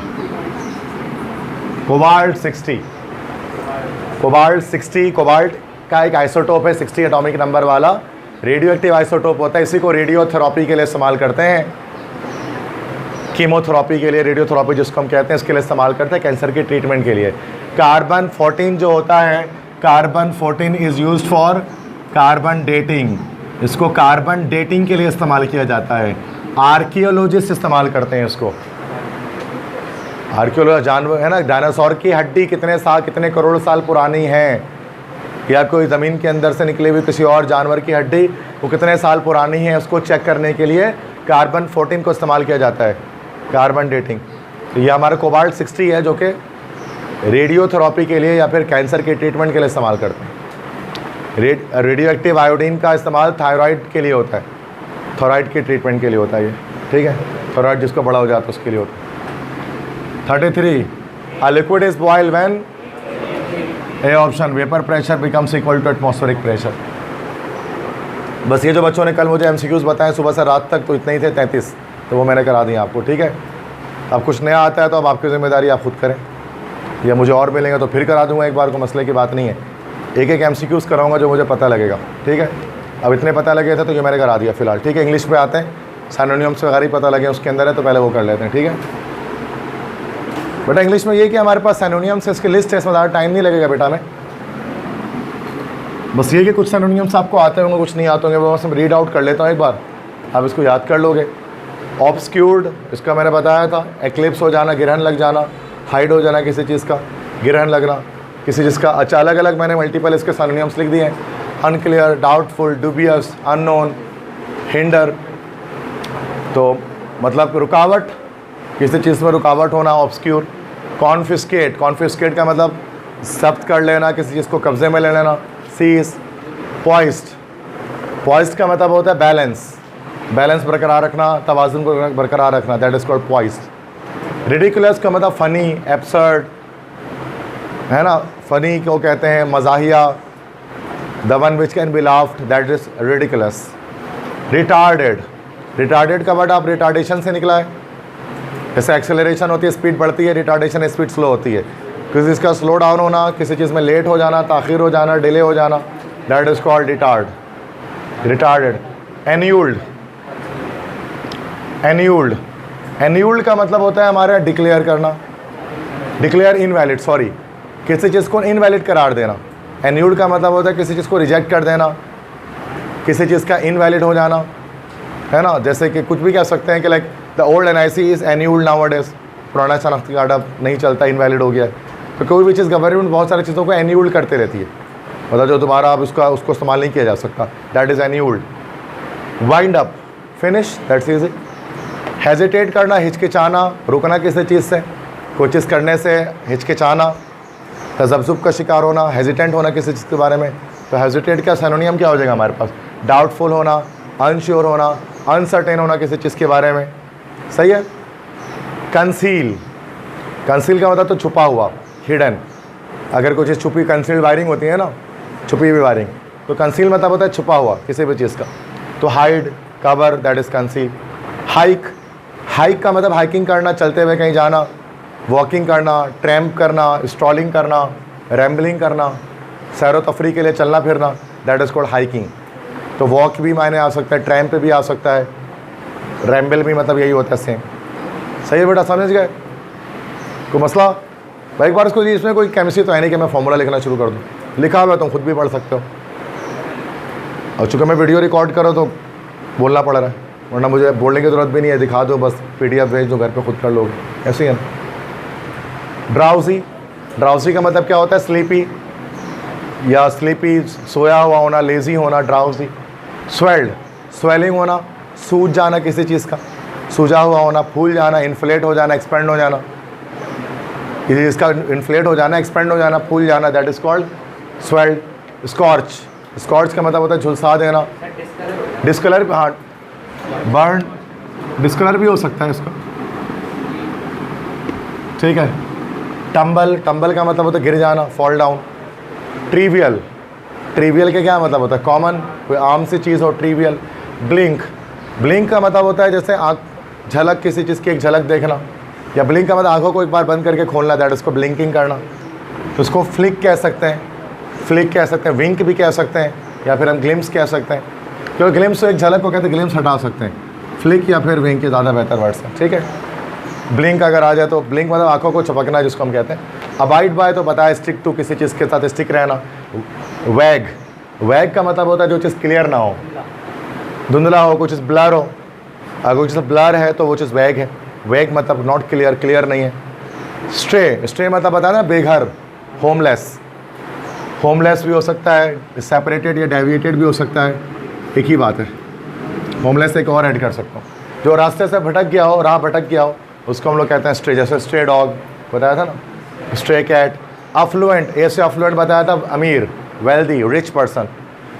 मेटिकुलसली, मेटिकुलसली का याद रखना, डिटेल्ड, किसी चीज़ की तफसील, दैट इज़ मेटिकुलसली, ठीक, किसी चीज़ को तफसील में, एक्सप्लेनेशन में बयान करना। पॉपर, पॉपर के मतलब होते हैं poor person. Pauper means a poor person, एक गरीब शख्स को, गरीब इंसान, that is a pauper. Muse, muse का मतलब होता है सोचना, जैसे एम्यूज़ होता है ना, अम्यूज़मेंट, उसी से निकला म्यूज़। जैसे कि आपने इंसिडेंट ऑफ फ्रेंच कैंप पढ़ा होगा, उसमें नेपोलियन की जो कहानी थी रॉबर्ट ब्राउनिंग की, कि just as perhaps he mused my plans that soar to earth may fall. तो जब वो खड़ा था नेपोलियन एक टीले पर ऑन अ माउंट, तो वो उसी वक्त उसने म्यूज़ किया, उसने सोचा कि मेरे इरादे जो कि बहुत बुलंद हैं, ऐसा ना हो कि वो ज़मीन पे गिर पड़ें और मेरी आर्मी जो है वो हार जाए। तो उस पढ़ा होगा आपने इसको। तो म्यूज़ का मतलब वहाँ पर भी था सोचना, किसी चीज़ के बारे में सोचना, थिंकिंग करना, think about something. Bellicose, bellicose को बेली से याद कर लें, बेलिजेरेंट। बेलिकोस, बेलिजेरेंट एक ही बात है। बेलिजेरेंट या बेलिकोस, इस दोनों का मतलब क्या होता है? लड़ाकू या झगड़ालू या लड़ने वाले, लड़ने वाले। तो लड़ने वालों को हम लोग कहते हैं बेलिजेरेंट या बेलिकोस, ठीक है। तो बेलिकोस, बेलिजेरेंट और सैनोनियम्स। फ्रेजाइल, फ्रेजाइल का मतलब होता है जैसे ना किसी डब्बे में लिखा होता है फ्रेजाइल, जिसमें आप लोग गिलास वगैरह लेकर आते हैं ना शीशे की, उसके डब्बे के ऊपर फ्रेजाइल लिखा होता है। और ऐसे करके ना एक टूटा हुआ इस तरह से एक इस तरह से गिलास टाइप का बना होता है, और जगह से टूटा हुआ यूँ करके होता है, उसके नीचे लगा होता है फ्रेजाइल। फ्रेजाइल मतलब भाई नाजुक चीज़ है, इसको आराम से लेकर जाइए, सुकून से उठा के पटकना नहीं है, मतलब इसको फ्रेजाइल है ये चीज़। तो फ्रेजाइल मतलब नाजुक, डेलिकेट सी कोई चीज़ है ना। तो this is weak, frail, feeble, कमज़ोर सी कोई चीज़, that is fragile. Weak, frail, frail मतलब भी नाजुक, कमज़ोर होता है, ठीक है। को मसला समझ में आ गया? 26 हो गई है। तो ये तो देखो सब बता देते हैं, वोकैबुलरी सब बता रहा था, मेरे ये आया था, लेकिन ये तो पता ही है हमें, ये तो अक्सर आपको आता भी है इसमें से, अक्सर चंद एक नहीं आते होंगे बट अक्सर तो आते हैं। मसला तो कुछ और चीज़ों का है। नेक्स्ट है फ्लफ़ी। फ्लफ़ी का क्या मतलब होता है? फ्लफ़ी, जैसे कोई भी चीज़ फ्लफ़ी है, कोई शर्ट वगैरह, मतलब वो बैगी है, फुली हुई है, that is called fluffy. Fluffy thing that is something like non sensical. Non sensical जो सेंस ना बना पाए, इलॉजिकल, सिली, मीनिंगलेस, नॉन सेंसिकल मतलब जिसका सेंस ना बने कोई। टेकिटर्न, टेकिटर्न एक तो होता है चैटर बॉक्स। चैटर बॉक्स होता है मतलब लाइक बातोनी, बात करने वाला, चैटर बॉक्स। लोकेशियस भी जिसको हम लोग कहते हैं, इसका उलट हमारे पास होता है चैटर बॉक्स या लोकेशियस का उलट क्या है, इसका जो से एंटोनिम हमारे पास होता है, तो वो हमारा होता है टेकिटर्न। टेकिटर्न मतलब जो बात ना करो, कम बात करने वाला, इंट्रोवर्ट भी कह सकते हैं उसको, जो कम बात करे, टेकिटर्न हो। तो टेकिटर्न मीन्स जो कम बोले, अनकम्युनिकेटिव हो, जो कम्युनिकेशन ज़्यादा ना करे, कम बोलने वाला शख्स, दैट इज़ अ टेकिटर्न। और जो ज़्यादा बोले तो वो चैटर बॉक्स या लोकेशियस, इस तरह से कोई वर्ड कह सकते हैं। एपेटाइट, ये तो आसान वर्ड है। डिज़ायर फॉर फूड, खाने की तलब, एपेटाइट, यही ना। एप्पल जूस, एप्पल जूस का सरोनियम का एप्पल जूस को हम लोग कहते हैं सीडर। सीडर वैसे वाइन ऑफ एप्पल होता है। अगर आपने फर्मेंटेशन में, जैसे मैंने आपको पढ़ाया था, जो सेब से शराब बनाई जाती है ना, उसको हम सीडर कहते हैं। सीडर। और वैसे हमारे ज़माने में मतलब हम किसी एप्पल से बनी हुई कोई भी जूस को हम सीडर कह सकते हैं वैसे, लेकिन असल में शराब के लिए वर्ड इस्तेमाल किया जाता था सेब की। वरना एप्पल, नॉर्मल एप्पल जूस को भी सीडर कहा जा सकता है। हम या सीडर वगैरह, बिल्कुल वो एप्पल विनीगर होता है, दैट इज़ सीडर विनीगर। तो इस तरह से हमारे वक्तों में जब हम छोटे थे तो एप्पल सीडरा के नाम से एक वो आया करता था कोल्ड ड्रिंक, बहुत छोटे में, शायद आपको याद होगा नहीं होगा, एप्पल सीडरा। तो वो एप्पल और सीडरा दोनों साथ लिखा होता था। तो चूँकि सीडर एप्पल जूस को क्या था इसलिए उसका नाम ही था एप्पल सीडरा। एप्पल फ्लेवर था, अब टाइम हो गया, अब तो बहुत ज़माना उसको ख़त्म हो गया। एक्सेंट्रिक, एक्सेंट्रिक का क्या मतलब होता है? स्ट्रेंज, अजीब सी कोई चीज़, दैट इज़ एक्सेंट्रिक। ठीक है। अपैरल तो मतलब पता है, अपैरल मतलब होता है लिबास, पोशाक, क्लोथिंग, दैट इज़ अपैरल।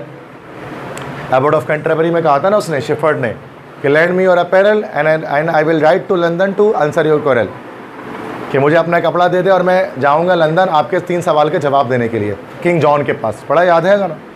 ठीक है, ओके। ट्रेस, ट्रेस तो पता है इंडिकेशन, किसी चीज़ की शनाख्त, थोड़े से मिकदार, ट्रेस अमाउंट। रिम पता है ना, रिम किनारा, एज। टीडियस, टीडियस टास्क मतलब टायरसम, थका देने वाला। टायरसम, टीडियस एक ही बात है, थका देने वाला, एक ऐसा काम जो आपको थका दे। Studying for MDCAT and ECAT is a tedious task for you, आप थक जाते हो पढ़ तक का। ठीक है। फॉगी, फॉगी मतलब धुंध, मिस्टी, अनक्लियर, ब्लर सा जो वेदर होता है ना सुबह के टाइम पे, वो फॉगी वेदर होता है। मिस्टी भी कह सकते हैं उसको, mist, unclear, blurred. Tranquil, tranquil तो बताया था, ट्रैंकिलिटी, सुकून, आराम, peace, calmness, that is tranquil. Tranquillity pills बताए थे ना मैंने, स्लीपिंग पिल्स को कहते हैं। प्लेसिड, अच्छा प्लेसिड और tranquil they are actually again synonym, but अलग अलग आता है एनईडी में। तो ट्रैंकिल का मतलब है पीस और काम में, और प्लेसिड का मतलब यही होता है। प्लेसिड का मतलब ये सुकून, आराम, खामोशी, that is Placid. Remuneration, remuneration मतलब क्या होता है? बेनिफिशियल, कोई फ़ायदेमंद चीज़, कोई फ़ायदा, दैट इज़ कॉल्ड रिम्यूनरेशन, कि ये काम करने से मुझे क्या रिम्यूनरेशन मिलेगा, मतलब मुझे क्या फ़ायदा मिलेगा, that is remuneration, benefit. Perpetual, ये आसान वर्ड है। परपेचुअल मतलब दायमी, हमेशा रहने वाला, परमानेंट, सही है, परमानेंट, एवरलास्टिंग। ठीक है, ओके। लिटर्ड, लिटर्ड बताया था कचरा फैलाना, डर्टी करना, किसी चीज़ को डिसऑर्डर्ड कर देना, अनअरेंज कर देना, अरेंजमेंट किसी चीज़ की ख़राब कर देना, तरतीब को इधर से उधर कर देना, तो मतलब आपने लिटर कर दिया, लिटरिंग कर दी। लिटर कर देना, किसी चीज़ की तरतीब को इधर उधर कर देना। बात समझ में आ गई? तो मसला तो 42 हो गए, यही सारे हैं जो मैंने से पहले भी बताए थे। 43 एवैक्यूएशन, इवैक्यूएशन का बताया था, मतलब हिजरत कर जाना, एक जगह दूसरी जगह चले जाना, फ़रार हो जाना, एमिग्रेशन, हिजरत कर जाना, डायस्पोरा भी कहते हैं इसको हम। माइग्रेशन और एमिग्रेशन सेम ही है, मतलब कोई फ़र्क नहीं है, बोल सकते हैं माइग्रेशन, इमिग्रेशन, एमिग्रेशन, ये सब एक ही चीज़ है। स्लाइड सा फ़र्क होता है, बहुत ज़्यादा फ़र्क नहीं है सारे वर्ड्स के। तो माइग्रेशन कह सकते हैं अगर माइग्रेशन आया था। वैसे डायस्पोरा भी निकलता है इसका एक सिनोनिम, मतलब अगर किसी और यूनिवर्सिटी का कोई टेस्ट दे रहा है तो उसके लिए बता रहा हूँ। अब बैंक तो सिर्फ एनईडी का है ना, दाऊद का बैंक थोड़ी ना है हमारे पास, तो बाकी यूनिवर्सिटीज़ का भी नहीं है, वो आपको खुद करना है, सिंपल सी बात है। इसलिए सिर्फ अलग अलग वर्ड भी देखें। डेलीगेशन, डेलीगेशन मतलब ट्रांसफ़र ऑफ रिस्पॉन्सिबिलिटी, अपने जिम्मेदारी किसी और को सौंप देना, डेलीगेट कर देना ना। हम किसी काम को कभी कभार डेलीगेट कर देते हैं, तो काम आपको कहा जाता है, आप बोलते हैं यार मेरी वजह तुम ये काम कर दो, या तो फिर आपने उस काम की डेलीगेशन कर दी, आपने उसको डेलीगेट कर दिया है, अपनी जिम्मेदारी किसी और पे थोप दी है या फिर सौंप दी है उसको, ठीक है, दैट इज़ कॉल्ड डेलीगेशन। किन, किथ एंड किन, ये तो पता है ना, सिंपल वर्ड है। किन मतलब होता है रिलेटिव, रिलेटिव, रिलेटिव रिश्तेदार, फैमिली, घर वाले, किन्स कहा जाता है उनको। किथ एंड किन एक ईडियम होता है, अक्सर यूज़ करते हैं, दोस्त और रिश्तेदार, किथ एंड किन, ठीक है। तो किन मतलब होता है रिलेटिव, किथ मतलब होता है दोस्त। एकॉम्प्लिस, एकॉम्प्लिस मतलब क्या होता है कि किसी की फर्माबरदारी करना, किसी की ताबेदारी करना। ओबीडियंस, फर्माबरदारी, एकॉम्प्लिस। अच्छा, इसी का हो सकता है डोसाइलिटी, क्योंकि डोसाइल एक ऐसा बच्चा होगा, डोसाइल एक ऐसा शख्स होगा जो फर्माबरदार हो, जो इजी टू लर्न हो, जो चीज़ों को जल्दी सीख सके, that type of person is docile. अब तो डोसाइल मतलब फर्माबरदार, ताबेदार, तो डोसाइलिटी कह लो, या फिर हम कह सकते हैं कि ओबीडियंस। तो ये दोनों सिनोनिम्स हमारे पास हो गए अकॉम्प्लिस के, फर्माबरदारी करना, ताबेदारी करना, समझ में आ गई बात, लॉयल होना किसी चीज़ से। ओब्लीवियस, ओब्लीवियस मतलब ओब्लीवियन से निकला है, ओब्लीवियन एक नाउन है, ओब्लीवियस एक एडजेक्टिव है, भुला देना किसी चीज़ को, भूल जाना किसी चीज़ को, फॉरगेट कर देना, फॉरगेटफुलनेस, अनअवेयर होना, अनकॉन्शियस होना, किसी चीज़ के बारे में अनजान होना, किसी चीज़ का पता ना होना, मतलब आप उस चीज़ के बारे में ऑब्लिवियस है। द गवर्नमेंट ऑफ पाकिस्तान है, द पॉलिटिशियंस ऑफ पाकिस्तान और oblivious about the conditions of its citizens. तो वो ऑब्लिवियस हो, अनअवेयर है हमारे हालात से। इनसेन, अगर कुछ चीज़ इनसेन है तो मतलब पागलपन की हद तक कोई है, सिली, फूलिश, स्टूपिड, बेवकूफ़ाना किसी कोई चीज़। अगर कहते हैं ना यू आर इनसेन, मतलब आप बेवकूफ़ हो, आप फूलिश हो, आप अहमक हो, मतलब आप इनसेन हो। ऐसे है ना, इंसैनिटी, पागलपन सुना होगा आप, दीवाना भी यस, इनसेन, लाइक दैट। पागलपन की हदें है ना अलग अलग। हो गया 48। अब बस उसके बाद सेंटेंस कंप्लीशन में ये नकीब बैठे हुए, उन्होंने 2 बताई थी मुझे कल, बस वही 2 आ गई है, और तो मेरे पास कहीं से नहीं आई। और अच्छा है कि उन्होंने एटलीस्ट याद थे इनको, उन्होंने मुझे बताया, मैंने कल बोला कि मैं क्लास में सॉल्व करा दूँगा। तो 2 भी आए तो यार कुछ तो आया है। तो फर्स्ट हमारे पास आ रहे हैं, देख लेते हैं। The higher the demand dash the price, इसको हम लोग कहते हैं double comparative. This is called double comparative. Double comparative में क्या होता है, एक ही जुमले में 2 बार कंपैरेटिव डिग्री ऑफ एडजेक्टिव लगते हैं, लेकिन दोनों में से देन किसी के बाद नहीं आता। कंपैरेटिव डिग्री एडजेक्टिव क्या होते हैं, shorter, longer, hotter, colder, cooler, ये सब हमारे पास कंपैरेटिव डिग्री एडजेक्टिव्स, इनके फ़ौरन बाद देन आता है। Hotter then, shorter than, longer than, smaller than, taller than, होता है ना। लेकिन अगर डबल कंपैरेटिव एक जुमले में 2 बार कंपैरेटिव है तो दोनों से पहले दा आता है।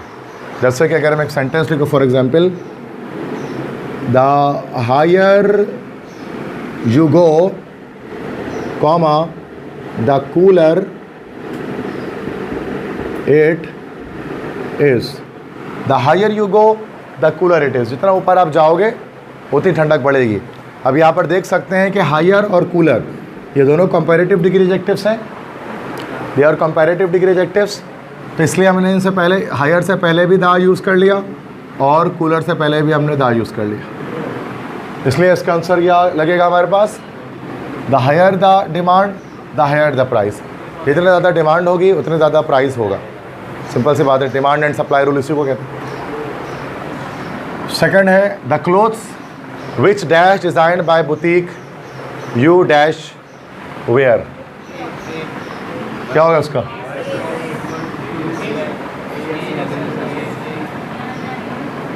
ए तो हो नहीं सकता। ए क्यों नहीं हो सकता? अब छोड़ दो BCD के, आप तो ये नहीं हो सकता ना, बाद में बताना क्या हो रहा।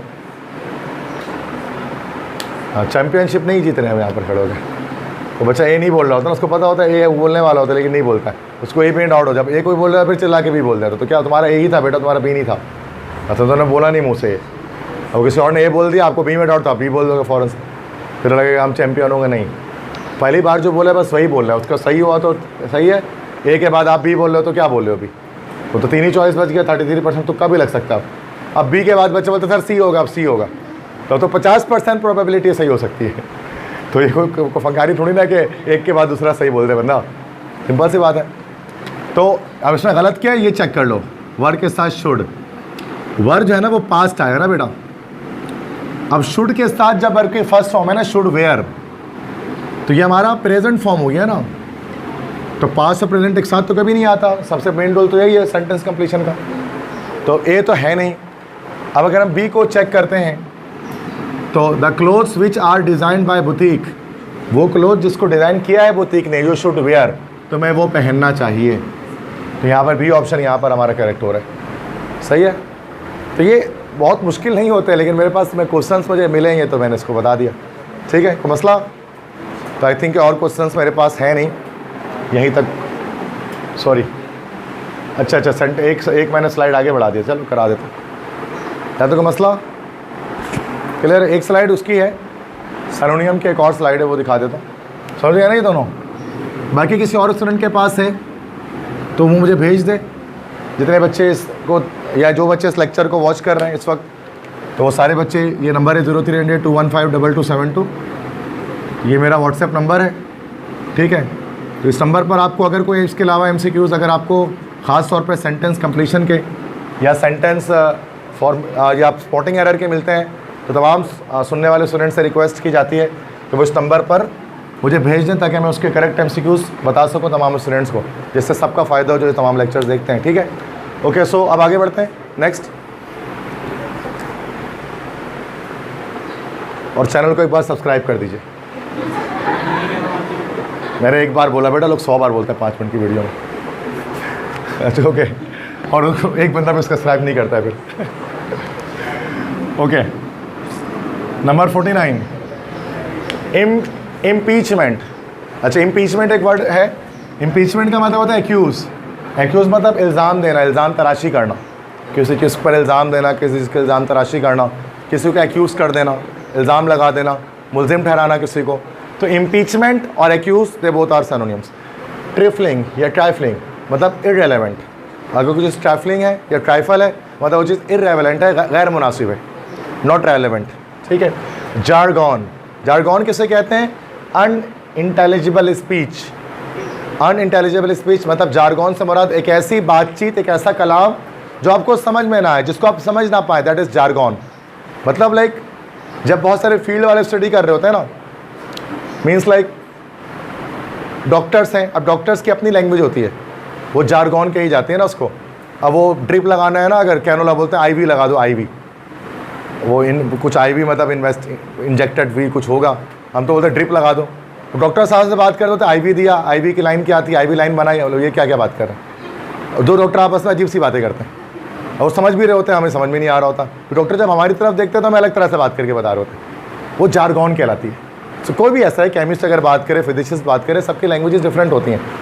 अब डॉक्टर हाइड्रोजन पेरोक्साइड को सिर्फ हाइड्रोजन बोलते हैं, वो मतलब हाइड्रोजन पेरोक्साइड जो जख्म साफ़ करते हैं, अब डॉक्टर्स उसको बोलते हैं सिर्फ हाइड्रोजन, क्या हाइड्रोजन लेकर आओ। तो सिंपल है ना। एक बार मैं अपना रूट कैनल कराने के लिए गया, तो वहाँ पर क्या हुआ, लाइक डॉक्टर जो डेंटिस्ट है, डेंटिस्ट ने बोला अपने असिस्टेंट से हाइड्रोजन लेकर आओ। अब मुझे लगा वो सिलेंडर उठा कर लाएगी, हाइड्रोजन का सिलेंडर है, उसका क्या करेंगे। तो मतलब वो हाइड्रोजन पेरोक्साइड लेकर आ रही हो। मैंने बोला यार तो हाइड्रोजन पेरोक्साइड है, तो वो लोग उसको बोलते हैं हाइड्रोजन है। होता है मेडिकल लाइन के अंदर यही होता है। तो ऐसे जारगॉन्स होते हैं हर चीज़ के अंदर ना, जो कि अनइंटेलिजिबल स्पीच होती है, जिसको आप समझ नहीं पाते हैं। वो जो फील्ड के लोग हैं बस वही समझ पाते हैं। हर फील्ड के अंदर ऐसा है, जो जॉब करते हैं उनकी अलग ही ज़बान होती है, डिफरेंट टाइप की। ओके, तो जारगॉन। इसके बाद प्रीकेरियस। प्रीकेरियस मतलब रिस्की, प्रिकॉशन से निकला है। अगर कुछ चीज़ प्रीकेरियस है तो रिस्की है, रिस्क इन्वॉल्व है उसके अंदर। एपिटोम, एपिटोम मतलब होता है समरी, मतलब खुलासा। या वैसे एपिटोम समरी नहीं हो सकती, इसका कुछ और होगा। देखो एपिटोम का कुछ और है। A best example of something, a best example of something is called epitome. किसी चीज़ की बेस्ट एग्जाम्पल एपिटोम होती है। इसी एपिटोम को हम लोग क्या पता एनईटी में ये लिखा हुआ ना है, इसी को हम लोग पैरागॉन भी कहते हैं। पैरागॉन यही चीज़ है। और इस तरह से जो है वो पैराडाइम, पैराडाइम ये भी यही चीज़ कहलाती है। तो epitome, paragon, paradigm they are same things. Like Abdul Sattar Edhi was the epitome of philanthropy. ठीक है, तो ही वॉज द एपिटोम। या बिल गेट्स या Elon Musk is the epitome of entrepreneurship, या he is the paragon of entrepreneurship, he is the paradigm of entrepreneurship. मतलब he is the best example of something can do. मतलब entrepreneurship निकालनी है तो Elon Musk को आप उठा लो, सबसे बेस्ट एंटरप्रेन्योर है। उसके अलावा भी दुनिया में, but he is the best one. इस तरह से डेटेरियोरेट, डेटेरियोरेट क्या होता है? किसी चीज़ का तबाह होना, खस्ता हाली का शिकार होना। मेक वर्ड्स, किसी चीज़ का बद हो जाना। डिटेस्ट, डिटेस्ट का बताया था, हेट, नफरत करना। डिटेस्ट, हेट करना, नफरत करना। डिटेस्ट भी कह सकते हैं, और मैंने आपको बताया था एबहोर, एबहोर का वर्ड भी सेम इसीलिए होता है। एबहोर, डिटेस्ट दोनों का मतलब होता है हेट्रेड। एबहोर मतलब भी नफरत करना, और डिटेस्ट मतलब भी किसी से नफरत करना। दैट इज ऑस्पिशियस, वो ना उसमें लिखा होता है लाइक शादी कार्ड में, come on this auspicious occasion, we invite you for the auspicious occasion of birthday party. तो ऑस्पिशियस का मतलब होता है फेवरेबल, मतलब जो आपको पसंद आएगी। अगर कोई चीज़ ऑस्पिशियस है means you can like it, आपको पसंद आने वाली, फेवरेबल है। ठीक है। सेज, सेज का मतलब होता है बाबा, दरवेश, कोई अक्लमंद इंसान, है ना। कि सेज पता ना कि एक बाबा ने फला बात कही, या एक दरवेश ने फलाना बहुत एक अक्लमंदी की बात कही है, तो वो सेज कहा जाता है इसको। फिलोसोफर या फिर कोई वाइस मैन, कोई अक्लमंद इंसान। कमेंस, कमेंस तो आपको पता है स्टार्ट होना, शुरू होना किसी चीज़ का। जैसे कमेंसमेंट स्पीच होती है, जब स्टार्ट होते हैं ना कोई भी प्रोग्राम स्टार्ट हो रहा है, कॉन्वोकेशन कुछ भी किसी, तो सबसे पहले कमेंसमेंट स्पीच होती है। जो वाइस चांसलर होते हैं यूनिवर्सिटी के, वो सबसे पहले ओपनिंग स्पीच देते हैं, इसको कमेंसमेंट स्पीच कहते हैं। इंट्रोडक्शन करते हैं, स्टार्टिंग करते हैं, ठीक है। वाइवेशियस, तो विव से निकला है ना, विव का जो रूट है, विव का मतलब होता है लिवली। वाइवेशियस, विव का वर्ड बहुत सारा होता है, दैट इज के वाइविड एक वर्ड होता है, वाइवेशियस होता है। तो vivacious is something that is lively, that is animated, जिसमें जान मौजूद हो, या कोई ऐसी चीज़ जो ज़िंदगी से भरी हो, that is vivacious. The small child is always vivacious.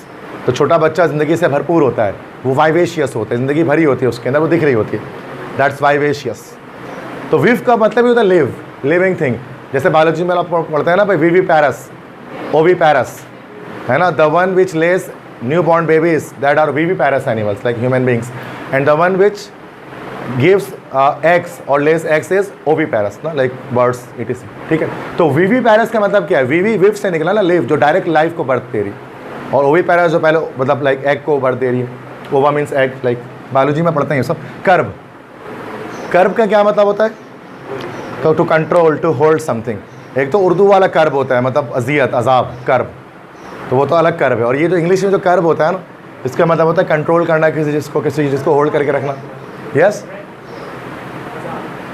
अजाब, कर्ब, वो तो उर्दू वाला कर्ब है। करबो बला, करबला, पहला मोहर्रम है ना, तो करबला बोलते हैं, करबो बला से निकला है, करबला। तो कर्ब मतलब वहाँ अजियत थी, उम्मत मोहम्मदिया। तो वो कर्ब, यहाँ पर जो कर्ब है वो इंग्लिश का कर्ब है, इसका मतलब होता है जिसको कंट्रोल करना। जैसे the police should कर्ब the thieves, should कर्ब the mobile snatching, उनको कंट्रोल करना चाहिए, मोबाइल स्नैचिंग को कर्ब करना चाहिए। बस समझ में आ गए?